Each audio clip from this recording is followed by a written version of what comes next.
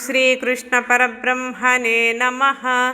श्रीमद्भगवद्गीता अथ पंचदशोऽध्यायः। पुरुषोत्तमप्राप्तियोगः। श्रीभगवानुवाच। 5వ శ్లోకం।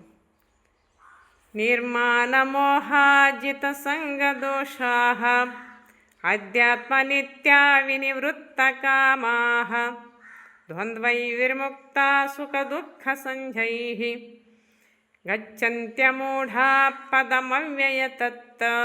हरि ओम।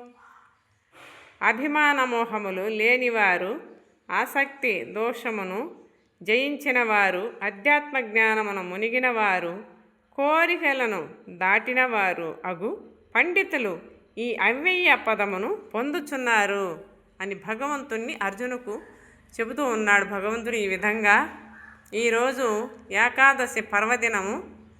మనము ప్రతి ఒక్కరు కూడా ఈరోజు ఏకాదశి కాబట్టి ఆ బుక్కు ఇంట్లో ఉన్న కుంకుమ బొట్లు పెట్టి కాస్త కర్పూరం వెలిగించినా మంచిది. ఒక భగవద్గీత వచ్చిన వాళ్ళు బాగా చదువుకోవచ్చు. లేకపోతే మనము ఆ సెల్ ఫోన్లో పెట్టి విన్నా కూడా మంచిది. ఈరోజు భగవద్గీత అటువంటి పవిత్రమైన గ్రంథం భగవద్గీత. శ్రీకృష్ణ భగవంతుడు స్వయంగా చెప్పినటువంటి భగవద్గీత. ఈరోజు ఏకాదశి ప్రతి ఒక్కరూ పాటించండి. జై శ్రీకృష్ణ పరమాత్మకి జై.